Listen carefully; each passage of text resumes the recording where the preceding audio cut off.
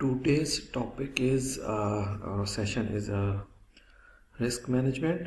Risk management is a very important topic on a security domain. अच्छा, risk management में होता क्या है जी, और रिस्क मैनेजमेंट है क्या? Let's start.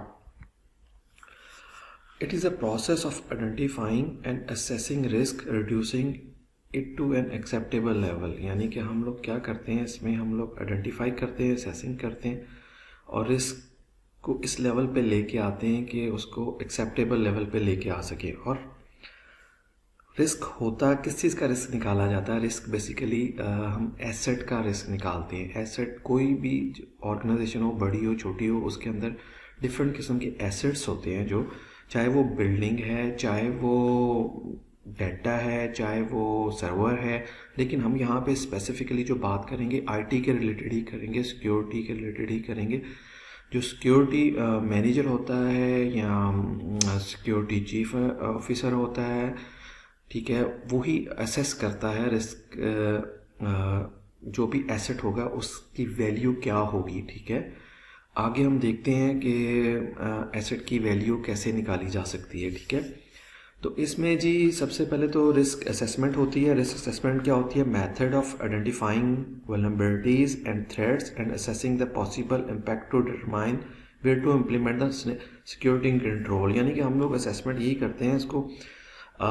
इसमें जो मेथड यूज़ होता है, हम जो वल्नरेबिलिटीज़ हैं और थ्रेट्स हैं उनको असेस करते हैं और पॉसिबल इम्पैक्ट्स देखते हैं क्या होंगे. ठीक है ना, और फिर उसके ऊपर कौन से सिक्योरिटी के कंट्रोल लगाए जा सकते हैं जिससे हम इस एसेट को सेव कर सकते हैं और इस एसेट को थ्रेट से बचाया जा सकता है. ठीक है, फिर हम आगे नेक्स्ट देखते हैं कि रिस्क के एनालिसिस होते हैं. ठीक है, रिस्क एनालिसिस कैसे किया जाता है? रिस्क एनालिसिस किया जाता है, उसके फर्दर उसको डिटेल में देख लेते हैं. रिस्क एनालिसिस है क्या? Basically the process by which the goals of risk management are achieve. ठीक है, यानी कि this is a basic process जिससे हम रिस्क मैनेजमेंट का जो गोल्स हैं वो अचीव किए जाते हैं. इसमें including examining an environment of risk हो सकता है, evaluating each threat even to its likelihood and the cost of damage, creating cost benefit reports for safeguard to present the management. Basically वही बात कर रहे हैं कि हम लोग इसमें कॉस्ट बेनिफिट एनालिसिस निकालते हैं. ठीक है, और उसका जो डैमेज हुआ है, जो एसेट है, उसको हम निकाल के और उसके ऊपर अगर सेफगार्ड मेजर्स करने हैं उसको प्रेजेंट किया जाता है मैनेजमेंट को. ठीक है, रिस्क एनालिसिस के अंदर ये होता है. ठीक है, फिर हम लोग क्या करते हैं? Carried out after risk assessment ensure security is cost effective, relevant, timely and responsive to the threats. ठीक है, हम ये भी इंश्योर करते हैं कि जो हम रिस्क असेसमेंट कर लेते हैं उसके बाद हम देखते हैं कि जो भी हम प्रपोजल देते हैं कि इसको कैसे इस एसेट को सेव किया जा सकता है, और ये सारी चीज़ें कॉस्ट इफेक्टिव, रेलेवेंट होनी चाहिए और टाइमली होनी चाहिए, तभी ही इसका फ़ायदा है. ठीक है, फिर क्या जी, ये हमें क्या हेल्प करता है जी, प्रायोरिटाइज करता है जी risk and show management the amount of resources needed to protect a sensible manner. यानी कि हम लोग हमें हेल्प करता है कि अगर हमने किसी एसेट को सेव करना है या प्रोटेक्ट करना है तो उसके ऊपर क्या रिसोर्सेज यूज़ होंगे. ठीक है, इन अ सेंसेबल मैनर में हम लोग वो रिपोर्ट प्रेजेंट करते हैं. ठीक है, फर्दर इसमें क्या है जी, इसके 4 मेन गोल्स हैं रिस्क एनालिसिस के. फर्स्ट जो गोल है, identify assets and their value to the organisation. Second जो है, आइडेंटिफाई वल्नरेबिलिटीज एंड थ्रेट्स. हम करते हैं इसमें वल्नरेबिलिटी और थ्रेट्स को आइडेंटिफाई करते हैं. फिर हम क्या करते हैं? Thirdly, quantify the probability and business impact of this potential threats. ठीक है, इसको प्रोबेबिलिटी इसकी निकाल सकते हैं कि इसका क्या असर हो सकता है अगर इस किस्म के थ्रेट्स हों, तो हम इसको कैसे मिटिगेट कर सकते हैं. ठीक है, फिर provide cost benefit analysis of the safeguard. यानी कि हम इसको कैसे, कौन से मेजर्स अपना के इसको सेव कर सकते हैं, जो डिफरेंट किस्म के वल्नरेबिलिटीज, थ्रेट है, जिससे अपने एसेट को सेव कर सकते हैं. ठीक है, अच्छा, फर्दर क्या है जी, risk analysis must be supported and directed by the senior management. Yes, the risk जो होता है जो ऑलवेज जो होता है आप खुद से नहीं करते, ये ऑलवेज आपको इंस्ट्रक्शन अपर लेवल से या सीनियर मैनेजमेंट से आती है कि सपोज कि ये हमारे एसेट्स हैं इनका आप हमें रिस्क एनालिसिस करके दिखाएं कि हम इसको कैसे सेव कर सकते हैं। अगर कोई खुदा ना खास्ता कोई ऐसी प्रॉब्लम आ जाती है तो हम इसको कौन से मेजर लें, किस तरह हम इसको सेव कर सकते हैं, ठीक है, और किस हद तक सेव कर सकते हैं। फिर इसी तरह जी आ जाता है जी risk analysis help integrate the security objective with the business objective. हाँ जी, रिस्क एनालिसिस जो होता है हेल्प्स करता है, इंटीग्रेट करता है बेसिकली क्या, सिक्योरिटी ऑब्जेक्टिव्स जो होते हैं विद द बिजनेस, जो बिजनेस के ऑब्जेक्टिव होते हैं उसी के साथ ही इसको इंटीग्रेट करता है, सिक्योरिटी ऑब्जेक्टिव भी उसी के अंदर इंक्लूड हो जाते हैं, ठीक है, ओके। अच्छा, इसके अंदर जो टर्मिनोलॉजीज यूज होंगी उसको हम लोग देख लेते हैं कि टर्मिनोलॉजीज क्या होती हैं जी। एक होता है asset, asset means anything that has a value, okay, कोई वैल्यू जिसकी वैल्यू होती है इसको हम एसेट कहते हैं, ठीक है, जिसमें सर्वर्स भी हो सकते हैं, डाटा सेंटर भी हो सकते हैं, कंप्यूटर्स हो सकते हैं, और इवन के डाटा भी हो सकता है, ठीक है, कंप्यूटर्स हो सकते हैं, ठीक है, जिसकी वैल्यू है उसको हम कहते हैं। और इवन इंक्रिप्शन जो करते हैं, और इवन जो डाटा है वो भी उसकी वैल्यू रखता है, यानी कि हो सकता है वो किसी पर्सनल आइडेंटिफिकेशन PII जो हम देखते हैं कि ठीक है पर्सनल आइडेंटिफिकेशन डाटा है जो कि बहुत ही इम्पोर्टेंट होता है ताकि वो डाटा कोई और उसको यूज़ ना कर सके। अगर ऐसा हो तो आपको पता है इसके डिफरेंट लीगल लॉज हैं जिसकी बेस पे अगर कोई आपकी ऑर्गेनाइजेशन से डाटा इस तरह का थेफ्ट हो जाए तो कोई भी कंपनी आपको, या जिसका डाटा लॉस हुआ है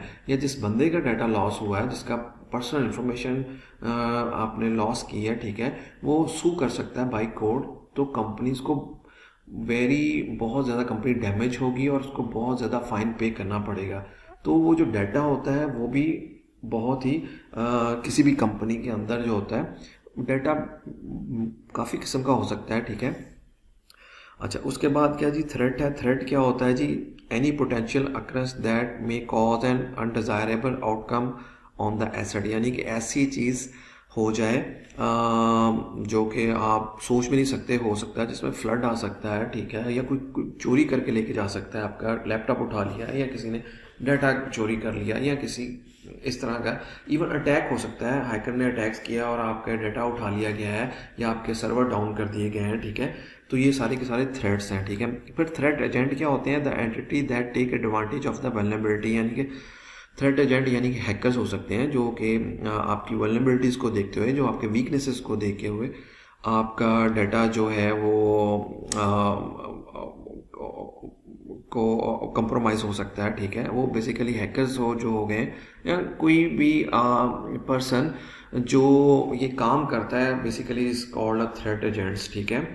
और इसी तरह फिर हमारे पास वल्नरेबिलिटी आती है। वल्नरेबिलिटी क्या होती है, वीकनेस इन द एसेट और absence weakness in the control measures, ठीक है ना। वल्नरेबिलिटीज मैं वैसे सिंपल वर्ड में ये कहता हूँ आपकी वीकनेसेस हो सकती हैं, ठीक है। वीकनेसेस इसकी सिंपल एग्जांपल ले लें कि आप का जैसे आप रात को घर को सोते हैं रात को और अपना जो गेट है घर का उसको लॉक करके सोते हैं, और किसी दिन ऐसा होता है कि आप उसको गेट को क्लोज करना भूल जाते हैं। तो उससे क्या होगा कि बेसिकली वो आपने अपनी वीकनेसेस शो की है, यानी कि चोर फिर इजीली जब आपका घर का दरवाज़ा खुला कोई भी घर के अंदर आ सकता है, ये आपकी वल्नरेबिलिटी हो सकती है, ठीक है। इसी तरह हम कंप्यूटर साइंस में बात करते हैं या हम सिक्योरिटी के रिलेटेड करते हैं, कुछ पोर्ट्स ओपन हो सकती है सर्वर्स की, ठीक है, तो जिससे जो हैकर्स है वो इन हो सकते हैं और सर्वर्स पे अटैक कर सकते हैं, आपकी ऑर्गेनाइजेशन के अंदर इन हो सकते हैं। So this is called vulnerabilities, ठीक है। इसके बाद आ जाता है एक्सपोयर। एक्सपोयर क्या होता है, ये being a susceptible to asset loss due to threat. Threat की वजह से जो लॉस होता है वो बेसिकली एक्सपोयर होता है, ठीक है। Instance of a threat taking advantage of the vulnerability always measure in percentage. इसको ऑलवेज इन परसेंटेज में मेजर करते हैं। ये क्या होता है, वल्नरेबिलिटीज़ की वजह से थ्रेट होता है, यानी कि आपकी कोई वीकनेसेस थी जिसकी वजह से जैसे मैंने आपको पहले बताया कि अगर पोर्ट्स ओपन रह गई हैं आपकी तो फिर क्या होगा, हैकर उन पोर्ट्स के थ्रू इन होगा, ठीक है, और आपकी ऑर्गेनाइजेशन के अंदर इन होके फिर वो क्या कर सकता है कि वो अपना आपका एसेट को जो आपका एसेट है उसके ऊपर थ्रेट हो सकता है, ठीक है ना, वो कंप्रोमाइज़ हो सकता है आपका एसेट, ठीक है, आपका डाटा कंप्रोमाइज़ हो सकता है, ठीक है। उसके बाद रिस्क आ जाता है। रिस्क कहते हैं likelihood threat will be exploit the vulnerability. Risk क्या होता है जी, बेसिकली थ्रेट मल्टीप्लाई वल्नरेबिलिटी, यानी कि इन दोनों चीज़ों को कंबाइन करके जो होता है और प्लस जो उसका इम्पैक्ट होता है यानी कि कोई भी अगर लॉस हो गया तो उसका क्या कितना नुकसान हुआ है, कितना ज़्यादा नुकसान हुआ है, बेसिकली इसको हम लोग इम्पैक्ट कहते हैं, ठीक है। और रिस्क जो होता है बेसिकली थ्रेट मल्टीप्लाई कंबाइनली होता है, थ्रेट और वल्नरेबिलिटी ये कंबाइन होके आपका बेसिकली रिस्क होता है।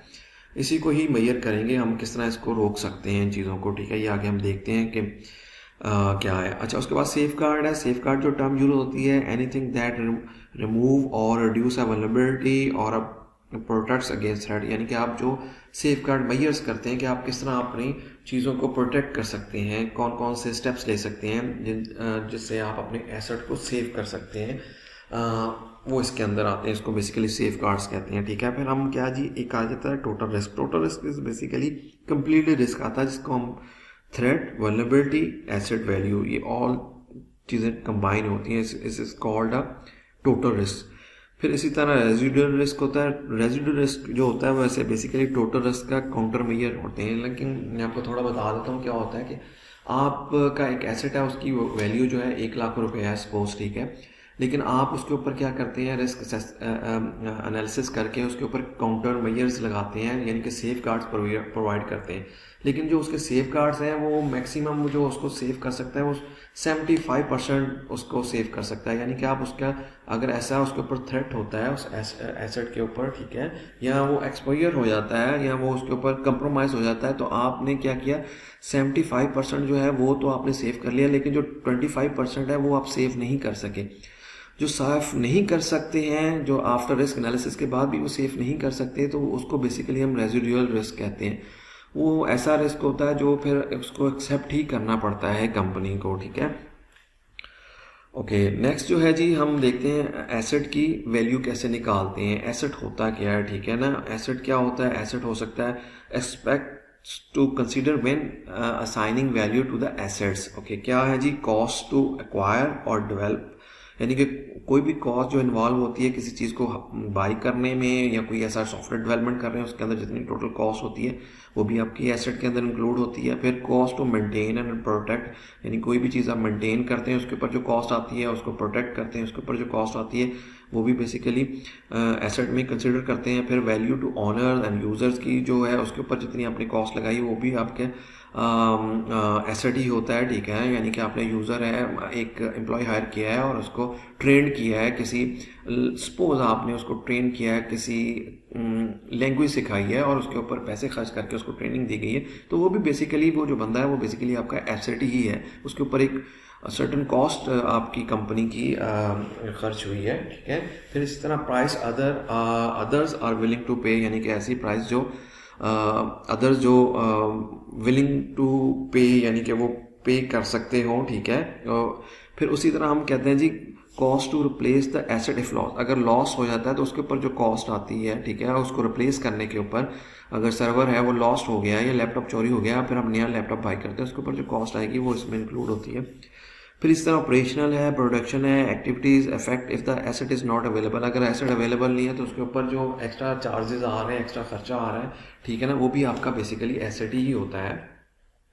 फिर इसी तरह क्या है जी, लाइबिलिटीज़ आ गई, issues if the asset is compromise, अगर एसेट कंप्रोमाइज हो गया तो उसकी वैल्यू निकाली जाती है, ठीक है ना, उसको कैसे वैल्यू किया जाता है, ठीक है। इसी तरह यूज़फुलनेस जो है, role of the asset in the organisation, यानी कि जो भी आपका रोल है उसका ऑर्गेनाइजेशन के अंदर उसका वो कितना यूज़फुल है, ठीक है, इसको भी हम इसकी भी वैल्यू निकाल सकते हैं, इसकी भी वैल्यू निकाली जाती है। ये मेनली नॉर्मली थिंग्स हैं, इसके अलावा भी हैं लेकिन मेनली ये थिंग्स हैं जिसे हम लोग एसेट कंसिडर करते हैं और उसकी वैल्यूज़ निकालते हैं, ठीक है, इन चीज़ों को देखा जाता है। ओके जी, नेक्स्ट स्टेप में जी देयर इज उसकी तरफ there is a two type of risk analysis. Okay, two type of risk analysis, एक है क्वालिटेटिव रिस्क एनालिसिस, दूसरा है क्वांटिटेटिव रिस्क एनालिसिस। क्वालिटेटिव याद रखिएगा हमेशा क्वालिटी को मेजर किया जाता है, ठीक है ना। इसमें क्या होता है जी, इसमें सिर्फ आप ये सजेशंस होती हैं सारी की सारी, जिसमें आप ये देखते हैं कि ये चीज़ अच्छी है या ये चीज़ बुरी है, ये चीज़ इसका ये फ़ायदा है या इसका नुकसान है, ठीक है। इसमें यही चीज़ें मेंशन की जाती हैं जो हम क्वालिटेटिव करते हैं, ठीक है। और एक चीज़ याद रखिए, क्वालिटेटिव में हम नंबर्स नहीं काउंट करते, और दूसरी साइड पे आ जाता है क्वांटिटेटिव। क्वांटिटेटिव होता है जिसके अंदर हम एसेट की वैल्यू यानी नंबर्स में निकालते हैं। सपोज अगर लैपटॉप है उसकी वैल्यू $1,00,000 है, ठीक है, या $1,000 है, ठीक है ना। इसी तरह अगर सर्वर है उसकी $1,00,000 है, ऐसा डेटा सेंटर है उसकी 1 मिलियन कॉस्ट है। तो बेसिकली क्वान्टिटेटिव में हम एग्जैक्ट कॉस्ट निकालते हैं जो एनालिसिस करते हैं, ठीक है। अच्छा, उसमें क्या है जी, हम देख लेते हैं जी। क्वालिटेटिव रिस्क एनालिसिस जब करते हैं तो फिर क्या करते हैं हम लोग, यूज़ सॉफ्टवेयर। इसमें बेसिकली सॉफ्टवेयर अप्रोच करते हैं रिस्क एनालिसिस करने के लिए। It does not quantify the data, does not use calculation. बिल्कुल इसके अंदर कैलकुलेशन यूज़ नहीं होती।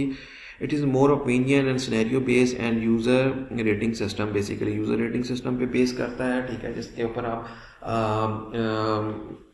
डिपेंड करते हैं, ठीक है ना। इसी तरह टेक्निक्स जो हम लोग यूज़ करते हैं उसमें जजमेंट करते हैं, ठीक है। बेस्ट प्रैक्टिसेस होती हैं जो नॉर्मली यूज़ हो रही होती हैं अगर किसी भी कंपनी के अंदर, उसी को फॉलो करते हैं, ठीक है। इसी तरह इंट्यूशंस होती हैं, फिर आपके एक्सपीरियंस जो होते हैं वो काउंट होते हैं। और मेथड जो नॉर्मली यूज़ करते हैं क्वालिटेटिव के लिए, आप ब्रेनस्टॉर्मिंग करते हैं, स्टोरी बोर्डिंग करते हैं, ठीक है, और फोकस ग्रुप्स होते हैं, सर्वेस करते हैं, क्वेश्चनियर्स फिल करवाते हैं लोगों से, उसके बेस पे क्वालिटेटिव एनालिसिस करते हैं। चेकलिस्ट हैं, 1-on-1 मीटिंग्स करके, इंटरव्यूज़ करके, ठीक है, उसकी बेस पे आप क्वालिटेटिव रिस्क एनालिसिस निकालते हैं, ठीक है। और इसमें सिर्फ यही बताया जाता है कि ये चीज़ अगर इसको सेव कर लेंगे तो ये अच्छा होगा, अगर सेव नहीं करते तो ये बुरा होगा। इस तरह की चीज़ें इसके अंदर की जाती हैं, ठीक है, क्वालिटेटिव रिस्क एनालिसिस के अंदर। अच्छा, क्वालिटेटिव रिस्क एनालिसिस को चलो हम एग्जांपल भी ले लेते हैं कि सपोज हमारे पास एक लैपटॉप है, उसका ही हम क्वालिटेटिव एनालिसिस करते हैं। अगर वो हमारा जो लैपटॉप वो बेसिकली एसेट है, अच्छा, उसमें क्या हो रहा है जी, उसके अंदर हो ये रहा है कि आपका जो एसेट है, how likely is one to get stolen और left somewhere, I would think possible likely, ठीक है। इसमें क्या हो सकता है जी, हम लोग पॉसिबली और लाइकली ही कर सकते हैं। अगर आपका लैपटॉप चोरी हो जाए फिर क्या हो सकता है, ठीक है, क्या हो सकता है, how bad is it if it's happen, कितना बुरा हो सकता है अगर ये चोरी हुआ है, ये अच्छा हुआ है या बुरा हुआ है, ठीक है ना, इससे कितना नुकसान हुआ है, ये चीज़ इसके अंदर कंसिडर होगी, ठीक है। उसके बाद जो चीज़ें really depends on couple of things, इसके ऊपर डिपेंड रियली करती हैं, वो क्या करती हैं कि बेसिकली इज इट इनक्रिप्टेड, यानी कि जो लैपटॉप था उसकी हार्ड डिस्क इनक्रिप्टेड थी, और उसके अलावा does it contain classified information like PII contents इसके अंदर है, वेरी इंपॉर्टेंट, ठीक है, यानी कि पर्सनल इंफॉर्मेशन है लोगों की, जिसमें card, credit card, normally personal information के अंदर PII के अंदर आपका नेम, आपका एड्रेस, आपका सोशल सिक्योरिटी नंबर, आपके फ़ोन नंबर और इस तरह की चीज़ें इन्वॉल्व होती हैं। तो वेरी सिक्योर डाटा होता है, इसको कंप्रोमाइज़ नहीं होना चाहिए। अगर कंप्रोमाइज़ हो, मैं ऑलरेडी बता चुका हूँ, इसके ऊपर काफ़ी ज़्यादा फाइन्स हैं और इसके अंदर बड़े स्ट्रिक्ट लॉज हैं, ठीक है ना, इसलिए इसकी बहुत वर्थ होती है, इस डाटे की बहुत ज़्यादा वैल्यू होती है, ठीक है। तो ये टोटली डिपेंड करता होता है कि इसकी वैल्यू कैसे निकाली जा सकती है, ठीक है। अगर तो इनक्रिप्टेड नहीं है तो आपने बहुत ज़्यादा लॉस कर लिया, अगर इनक्रिप्टेड है तो उसको फिर भी कुछ मेजर कर सकते हैं हमको सेव करने के लिए, ठीक है। Let's say it's likely and a minor issue, ठीक है, that's put the loss the high risk category में। अगर इसको हम देख लेते हैं कैटेगरीज कैसे डिफाइन करते हैं, it's a normal to move high and extreme onto quantitative risk analysis. If mitigation is implemented, we can maybe move the risk level to the low or medium, ठीक है। वो यही कह रहा है कि अगर आप इसके ऊपर काउंटर मेजर्स कर लेते हैं, सेफ गार्ड मेजर्स डिप्लॉय कर लेते हैं, तो फिर क्या होता है, इसको हम लोग, अगर आपका रिस्क जो है मीडियम लेवल पे है तो उसको हम लो लेवल के ऊपर लेके आ सकते हैं। इसके अंदर ये चीज़ डिफाइन की जाती है, ठीक है। ओके, ये एग्जांपल दी है, जैसे हम लोग कहते हैं कि ये इसमें बेसिकली क्या डिफाइन किया है, क्या टॉप पे आप देख सकते हैं कॉन्सिक्वेंसेस है और लेफ्ट पे लाइक्लीहुड हो सकता है। लाइक्लीहुड में रेयर हो सकता है, unlikely, possible, likely, almost certain. इसी तरह हम कॉन्सिक्वेंसेस क्या हो सकते हैं, इनसिग्निफिकेंट हो सकते हैं, माइनर, मॉडरेट और मेजर हो सकते हैं। लेकिन इसके अंदर जो डिफाइन किया गया है हम लोग देखते हैं क्या है जी, एल फॉर लो हो सकता है आपका इम्पैक्ट, ठीक है। उसके बाद मीडियम इम्पैक्ट हो सकता है, हाई इम्पैक्ट और एक्सट्रीमली हाई इम्पैक्ट। जहाँ पे एक्सट्रीमली हाई है तो ये बहुत ज़्यादा वल्नरेबिलिटी है, थ्रेट वाली चीज़ें हैं, इसके ऊपर श्योरली इसके ऊपर आपको मिटिगेशन करनी चाहिए, मतलब आपको सेफ गार्ड मेजर डिप्लॉय करने चाहिए, ठीक है।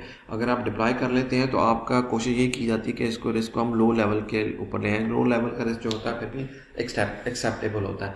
तो इस तरह हम लोग क्वालिटेटिव रिस्क एनालिसिस करते हैं, ठीक है।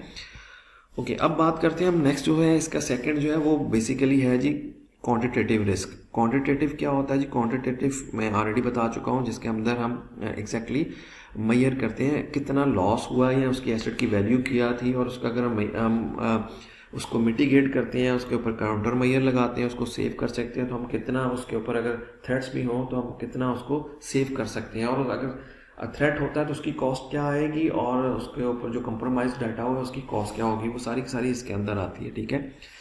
अच्छा, qualitative we want exactly enough security for our needs. ठीक है। This is where we put a number. अच्छा, यहाँ पे हम अपने नंबर्स पुट करते हैं। ओके, देयर इज हम क्या करेंगे जी? हम इसमें क्या आता है, how much of it is compromise, how much one incident it will cost, how often the incident, यानी कि कितनी दफ़ा इंसिडेंट होता है, कितनी इसके ऊपर पर ईयर कॉस्ट आती है। ठीक है। ये सारी की सारी इसके अंदर कैलकुलेशन आती है। अच्छा, इसके अंदर भी कुछ टर्म्स हैं जो टर्म यूज़ होगी। एक तो है एसेट वैल्यू। एसेट वैल्यू का मीन्स आपकी वैल्यू जो वर्थ करती है उसको हम लोग एवी से मेंशन करते हैं। इस तरह एक्सपोजर फैक्टर है EF, यानी परसेंटेज ऑफ एसेट वैल्यू, जो लॉस्ट हो चुका है उसकी परसेंटेज जो होती है उसको हम EF में करते हैं। सिंगल लॉस एक्सपेक्टेंसी SLE कहते हैं। SLE basically asset value minus expire factor होता है। What does it cost if it's happen once, अगर एक दफ़ा होता है तो इसकी क्या कॉस्ट होती है। फिर एनुअल रेट ऑफ अकरेंस आई थी, how often will this happen in each year, यानी ईच ईयर कैसे, क्या इसके ऊपर कितनी दफ़ा ये होता है, उसकी वैल्यू निकाली जाती है। ठीक है। इससे एनुअलाइज लॉस ऑफ एक्सपेक्टेंसीज भी होती है yearly. This is what it cost per year if we do nothing. और इसी तरह हमारे पास टोटल कॉस्ट ऑफ ऑनरशिप आई थी, तो मिटिगेशन कॉस्ट। अच्छा, टोटल कॉस्ट ऑफ ऑनरशिप क्या आ जाती है? बेसिकली अपफ्रंट जो हुई है और ऑनगोइंग कॉस्ट जो होती है, नॉर्मली हम ऑपरेशन कॉस्ट करते हैं, इसी के अंदर टोटल कॉस्ट ऑफ ऑनरशिप के अंदर आ जाती है। ठीक है। ओके, अब भी हम क्या करते हैं, लेट्स लुक फ्यू एग्जांपल ले लेते हैं। जैसे यहाँ पे एग्जांपल है एग्जांपल जैसे हम कहते हैं जी, ओके, मैं ये कहता हूँ कि हम उसी को लैपटॉप की एग्जांपल को ही लेके चलेंगे। लैपटॉप में यानी कि अगर मैं कहता हूँ कि मेरा जो लैपटॉप है वो थेफ्ट हो गया है, किसी ने चोरी कर लिया है या लॉस हो गया है, और वो इनक्रिप्टेड था, यानी कि अनइनक्रिप्टेड था, मीन्स के उसके ऊपर जो जितना भी डाटा था वो अनक्रिप्टेड, वो इनक्रिप्टेड नहीं था बल्कि अनइनक्रिप्टेड था। ठीक है। तो अब क्या हुआ है कि जी हम उसको जब कॉस्ट की वैल्यू निकालेंगे, जो लॉस्ट हुआ है, तो हम कहते हैं एसेट की वैल्यू जी, मैं ये कहता हूँ 10,000 की वैल्यू कैसे निकाल रहे हैं जी? इसको कह रहे हैं जी एक लैपटॉप चोरी हो, उसकी 10,000 वैल्यू कैसे निकाल रहे हैं? उसका सिंपल सा प्रोसीजर है कि मैं कहता हूँ कि 1,000 का जो जी मेरा लैपटॉप था, बट उसके अंदर मेरे पास पर्सनल आइडेंटिफिकेशन इन्फॉर्मेशन थी, यानी कि वो जो डाटा था उसकी वर्थ जो है 9,000 थी। तो बेसिकली वो भी कॉस्ट इंक्लूड होगी एसेट के अंदर। तो जब हम दोनों को प्लस करेंगे तो जो एक वैल्यू आई है लैपटॉप की वो ऑलमोस्ट $10,000 आई है, जो कि आपने लॉस किया है, उसका टोटल एसेट जो बनता है वो $10,000 बनता है। ठीक है। एक्सपोजर फैक्टर क्या 100% ही है, जब वो चोरी हो गया 100% ही चोरी हो गया। ठीक है। फिर सिंगल लॉस ऑफ एक्सपेक्टेंसी क्या है, वो भी सेम ही है कि टोटल क्या उसके ऊपर हुआ है, वो भी आपका 100% है, इसके मल्टीप्लाई किया जाता है, SLE को AV के साथ मल्टीप्लाई किया जाता है, EF के साथ, वो भी 10,000 ही है। अच्छा, एनुअल रेट ऑफ अकरेंस यानी कि साल के अंदर कितनी दफ़ा चोरी होता है, हम वो कहते हैं जी 25 पर दफ़ा चोरी होता है, तो फिर उसको मल्टीप्लाई, अगर साल की वैल्यू निकालनी तो उसको 25 से मल्टीप्लाई करेंगे तो हमारे पास वैल्यू जो निकलेगी 2,50,000 निकलेगी। $2,50,000 आप बेसिकली साल का लॉस कर रहे हैं। ठीक है। ये इसकी एग्जांपल दी गई है। ठीक है ना। हम इस तरह इसकी कॉस्ट वैल्यू निकालते हैं। सेकेंडली हम एसेट की वैल्यू निकालते हैं। और दूसरा एक और हम इसी एग्जांपल ले लेते हैं, अगर डाटा सेंटर की ले लें, अगर डाटा सेंटर आपके ऐसे एरिया में जहाँ हो सकता है फ्लडिंग हो सकती है, फ्लड आने का चांसेस ज़्यादा हो, वहाँ पे अगर डाटा सेंटर आपका है तो उसमें क्या है जी, अगर सपोज हम कहते हैं 10 मिलियन का आपका डाटा सेंटर की वैल्यू है, तो उसके ऊपर एक्सपोजर फैक्टर क्या है जी 15%, यानी कि हो सकता है कि जब अगर फ्लड आता है तो उससे कितना नुकसान होता है जी, वो कहते हैं टोटल वर्थ का जी 15% होता है। तो 15% पे आते हैं, तो अगर 10 मिलियन है तो बेसिकली हम कहते हैं इसके अंदर क्या हो रहा है जी, हमारा बेसिकली 15 लाख का हमारा जो सिंगल लॉस ऑफ एक्सपेक्टेंसी है वो 15 लाख तक निकलती है। ठीक है। और एनुअल रेट ऑफ अकरेंस क्या है जी हमारा जी 0.24 mean annual rate of occurrence क्या है जी, मैंने बताया the flooding happen every 4 year, यानी कि 4 साल बाद होती है। ठीक है। तो जब 4 साल बाद की होती है तो हमने 1 साल की वैल्यू निकालनी, तो इसकी बेसिकली वैल्यू क्या हो जाएगी 0.25 हो जाएगी, ये एनुअल रेट ऑफ अकरेंस आ जाता है। ठीक है।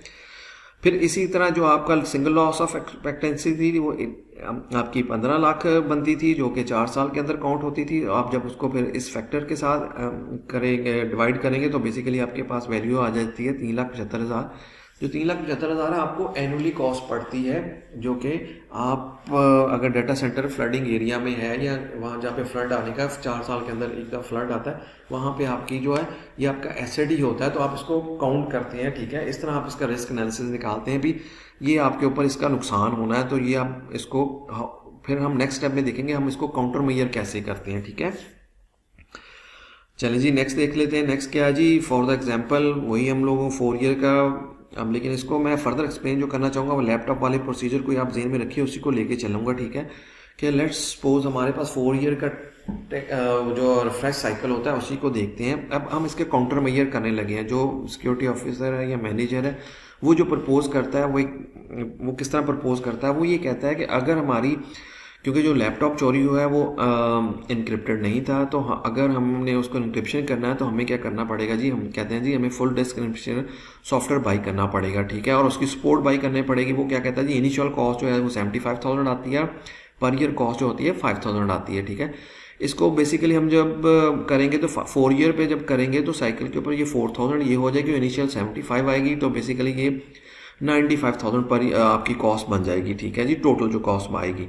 इस तरह रिमोट वाइप करते हैं तो रिमोट वाइप कैपेबिलिटीज क्या कहते हैं जी लैपटॉप को, यानी कि अगर आपका लैपटॉप चोरी हो जाता है तो जैसे ही जब उसको वो ऑन करेगा थर्ड पर्सन इसने चोरी किया है तो वो ऑटोमेटिकली आपका जो होगा आपका डाटा हो जाएगा, वाइप आउट हो जाएगा। ये बड़ी नॉर्मल सी टेक्निक है। इवन आईफोन के अंदर ये है कि अगर आईफोन के ऊपर अगर आप 3 दफ़ा और अगर लेकिन आपने इसके ऊपर वाइप आउट ऑन किया हुआ है तो कोई बंदा भी अगर उसका 3 दफ़ा पासवर्ड रॉन्ग देता है, ठीक है, तो वो क्या करता है ऑटोमेटिकली उसका डाटा जो होता है उसके मोबाइल का वाइप आउट कर देता है। तो ये टेक्नोलॉजी अवेलेबल है, तो यही टेक्नोलॉजी वो बाई करते हैं कि अगर आपका लॉस्ट हो जाता है आप फ़ौरन ही उसका डाटा जो है वाइप आउट कर सकते हैं उसको।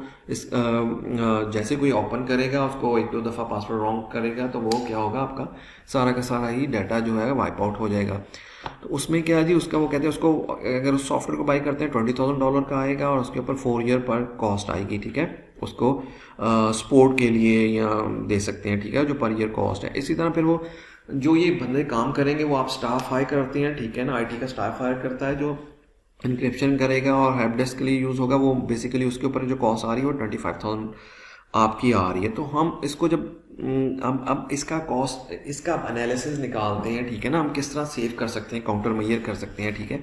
ये काउंटर मेजर्स ही चल रहे हैं, उनकी कैलकुलेशन कर रहे हैं, ये आपका सिक्योरिटी मैनेजर ही करता है। अच्छा, हम कहते हैं हम वही बात करेंगे जैसे हम लोगों ने कहा है कि नथिंग कॉस्ट जो हमारे लैपटॉप की कॉस्ट आ रही 4 ईयर्स की हमारे पास क्या आ रही है वो $10 लाख आ रही है। $10 लाख कैसे निकाली, बेसिकली मैं आपको बता देता हूँ कि हमने बैक पे किया था।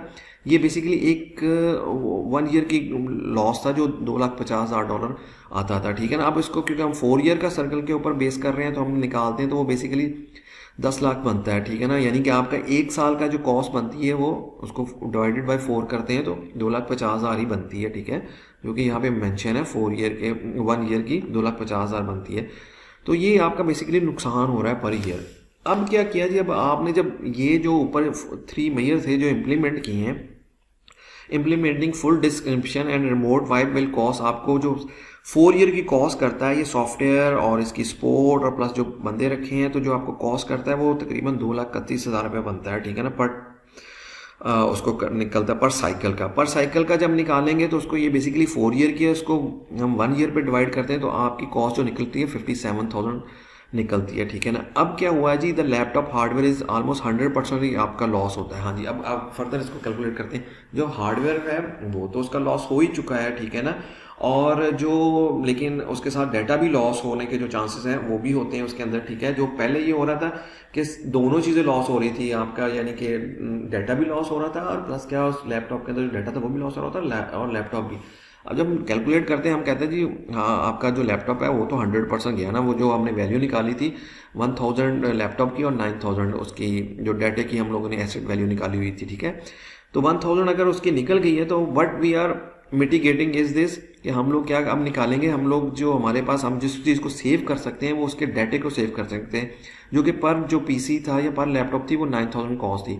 तो जब हम उसको 25 से उसको मल्टीप्लाई करते हैं जी, तो वो बेसिकली कॉस्ट क्या निकलती है आपकी 2,25,000 निकलती है। तो फिर जब 2,25,000 की एक्चुअली हम इस एसेट को सिर्फ सेव कर रहे हैं, ठीक है ना, 2,50,000 में से हम लोग 2,25,000 को सेव करना चाह रहे हैं, क्योंकि वो बाकी तो जो है वो तो आपका हार्डवेयर लॉस हो गया ना, वो तो आप उसको तो कंसिडर नहीं करेंगे, ठीक है, वो तो 100% लॉस हो चुका हुआ है, लेकिन उसका डाटा हम उसको सेव कर सकते हैं, यानी कि ये टेक्निक यूज़ करके उसको सेव कर सकते हैं। फिर क्या हुआ कि हम कहते हैं जो आपका साल का खर्चा जो नुकसान हो रहा है 2,25,000, अगर हम लोग ये ऊपर वाले 3 महीने करते हैं तो हम बेसिकली एनुअली उसके ऊपर 3 महीने करने के ऊपर जो खर्चा आ रहा है वो बेसिकली एनुअली 57,000 का आ रहा है। तो इट्स अ गुड ऑप्शन, ठीक है जी, गुड ऑप्शन इस तरह के रिटर्न ऑफ इन्वेस्टमेंट आपके पास क्या आ जाएगी, यानी कि जो आपका 2,50,000 का नुकसान हो रहा था, ठीक है ना, उसको हम कम करके 57,000 पे ले आए हैं।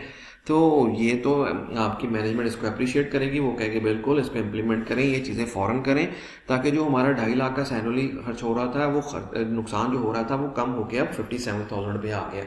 तो इस तरह आप अपने रिस्क एनालिसिस करते हैं, ठीक है, और मिटिगेट करते हैं कैसे आप उसको रिकवर कर सकते हैं, और मिनिमम कॉस्ट लेके आते हैं कि कम से कम नुकसान हो। इस तरह हम लोग इसकी कैलकुलेशन निकालते हैं, ठीक है।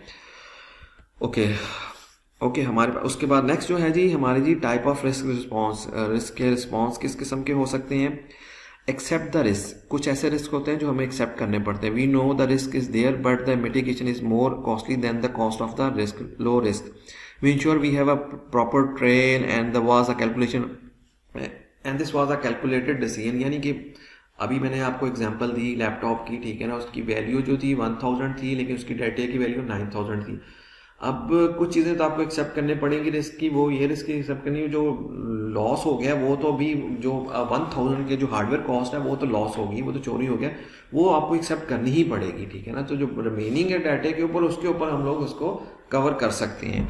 और उसके अलावा ये जो मैंने अभी एग्जांपल दी थी, ठीक है, यानी कि जो 9000 उसके ऊपर डाटा की वैल्यू थी, ठीक है ना, उसको हम लोग फिर भी कम से कम कर सकते हैं, कि यानी कि उसको हम बचा सकते हैं किसी तरह काउंटर मेजर करके, सेफ गार्ड मेजर्स करके, ठीक है, कंट्रोल्स लगा के हम लोग उसको बचा सकते हैं। लेकिन जो उसकी हार्डवेयर की वैल्यू थी वो क्योंकि चोरी हो गया वो तो गई, तो लिहाजा आपको इस रिस्क को एक्सेप्ट करना ही पड़ेगा। तो इसको बेसिकली लेते हैं, रिस्क को एक्सेप्ट करना पड़ता है। फिर मिटिगेट द रिस्क क्या होता है, रिडक्शन होता है। Laptop encryption wipe is an example, acceptable level of, ठीक है, ओके ठीक है, ये वो बिल्कुल हो गई है। इसमें क्या जी मिटिगेट द कर सकें कि यानी कि एक्सेप्टेबल लेवल क्या हो गया जी, कि जो इंक्रिप्शन है आपने जो उसके ऊपर की है उससे क्या आपके पास वाइप की एग्जांपल आ गई है, ठीक है ना, वो आपका एक आपने मेजर किया है, यानी कि मिटिगेट किया है, उस रिस्क को कम करने की कोशिश की है कि किस तरह हम उसको बचा सकते हैं, ठीक है। और जो जो लेफ्ट ओवर रिस्क रह जाता है, वो जो लैपटॉप लॉस हुआ है वो होता है रेजिडुअल रिस्क होता है, ठीक है ना, वो आपको एक्सेप्ट करना ही पड़ना, जैसे मैंने ऊपर आपको बताया, ठीक है।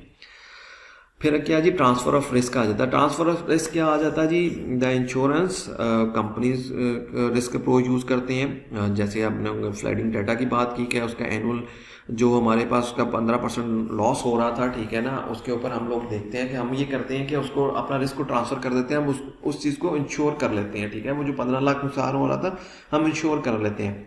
इंश्योरेंस मीन हम उसको इंश्योरेंस को कंपनी को ट्रांसफ़र कर देते हैं और उसको इंश्योर कर लेते हैं, ताकि कभी भी ऐसे अगर प्रॉब्लम आती है तो वो जो हमारा नुकसान हुआ है वो कवर हो जाए। लेकिन हम यही देखते हैं कि जो आपकी कॉस्ट है इंश्योरेंस की वो 15 लाख से ऊपर नहीं जानी चाहिए, ठीक है ना, उससे कम ही होनी चाहिए। यानी कि जो आप पे करेंगे इंश्योरेंस का फिर ही फ़ायदा है। अगर ऐसा नहीं होगा कि आप इंश्योरेंस की कॉस्ट जो है वो आप ज़्यादा पे कर रहे हैं और नुकसान आपका तकरीबन 15 लाख का होगा 4 साल के अंदर, ठीक है ना, और आप उसके ऊपर जो पे कर रहे हैं वो आप 20 लाख 25 लाख पे कर रहे हैं, तो ये तो एक्सेप्टेबल नहीं होगा और ये मैनेजमेंट इसको एक्सेप्ट भी नहीं करेगी। तो आपकी इंश्योरेंस कॉस्ट जो है कम ही होनी चाहिए, यानी कि जो भी होगी आप हो सकता है 5 लाख पे करें 4 साल का, जिसके अगेंस्ट आपको ये बेनिफिट होगा कि वो आप का अगर फ्लड आता है जिसकी वजह से जो नुकसान होगा वो आपको पूरा का पूरा रिकवर हो जाएगा, ठीक है ना। तो इसको हम लोग क्या कहते हैं, रिस्क जो है वो ट्रांसफ़र कर दिया जाता है।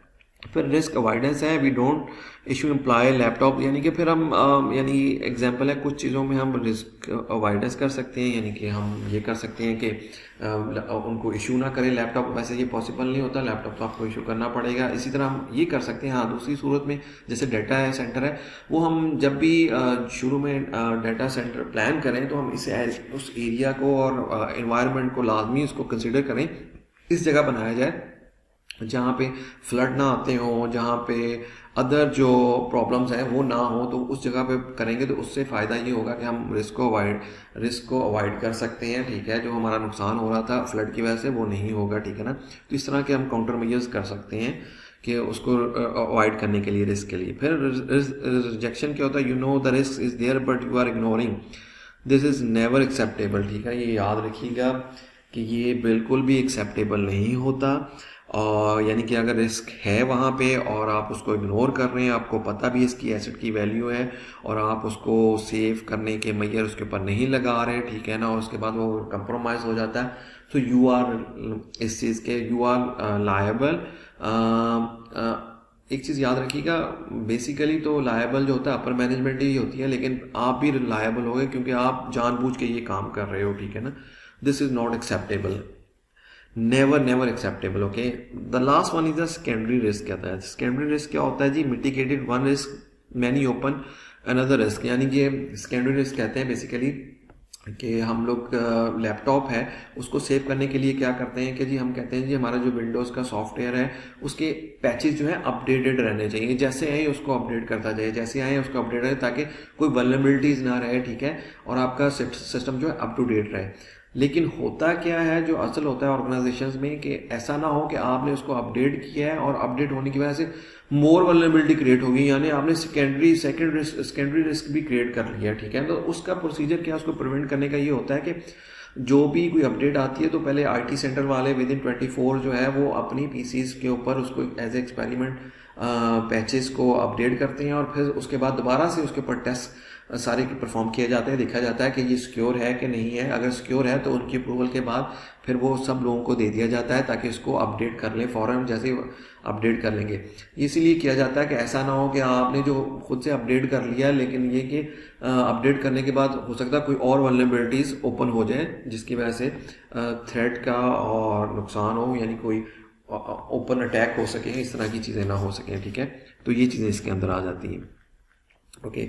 उसके बाद क्या है जी, there is a next, there is a standard, a framework 800-30, national institute of standard and technology, a special publication define 9 step process for risk management. Basically normally जितनी भी बड़ी ऑर्गेनाइजेशन है इसको बहुत ज़्यादा फॉलो करती हैं, बहुत ज़्यादा डिप्लॉय करती हैं। जो भी सिक्योरिटी ऑफिसर होगा वो इन्हीं स्टैंडर्ड्स को देखते हुए डिप्लॉय करवाएगा अपनी ऑर्गेनाइजेशन को, रिस्क मैनेजमेंट को इन्हीं चीज़ों को फॉलो करते हुए रिस्क मैनेजमेंट का एनालिसिस करेगा, ठीक है ना। उसमें क्या आ जाता है जी, फर्स्ट वन जो 9 स्टेप्स हैं। फर्स्ट वन है सिस्टम करेक्टराइजेशन होनी चाहिए, ठीक है, करेक्टराइजेशन होनी चाहिए। रिस्क मैनेजमेंट स्कोप हो गया, बाउंड्रीज हो गई, सिस्टम है, डाटा सेंसिटिविटी क्या है इसकी, आप सिस्टम जिसका कर रहे हैं उसकी करेक्टराइजेशन होनी चाहिए, ठीक है ना जी। उसके अंदर सारी स्कोप, बाउंड्रीज और एवरीथिंग डिफाइन की जाती है, ठीक है। फिर थ्रेट आइडेंटिफिकेशन है, what are the threat to our system, यानी कि आइडेंटिफाई किए जाते हैं किस किस्म के थ्रेट्स हैं जो हमारे सिस्टम को या हमारे एसेट्स को हो सकते हैं। फिर वल्नरेबिलिटीज़ आ जाती है। वल्नरेबिलिटीज़ में जब बात करते हैं तो उसकी आइडेंटिफिकेशन की जाती है कि what are the vulnerabilities of our system, कौन कौन सी है। इसके ऊपर भी हम इसको प्रॉपर प्रोसीजर से इसको चेक किया जाता है कि कौन सी वल्नरेबिलिटीज़ हो सकती हैं, और हो सकता है करने सब प्रोसीजर पॉलिसीज अप्लाई करने के बाद भी, चेक करने के बाद भी हो सकता है कुछ वल्नरेबिलिटीज़ रह जाती हैं, ठीक है। लेकिन इसमें सारी की सारी वो चीज़ें बताई जाती हैं हम किस तरह आइडेंटिफिकेशन जो की जाती है, ठीक है। फिर कंट्रोल एनालिसिस है, यानी किस किस्म के कंट्रोल हम लोग उसके ऊपर लगाते हैं सेफ गार्ड करने के लिए और उसको मिटिगेट करने के लिए, ठीक है।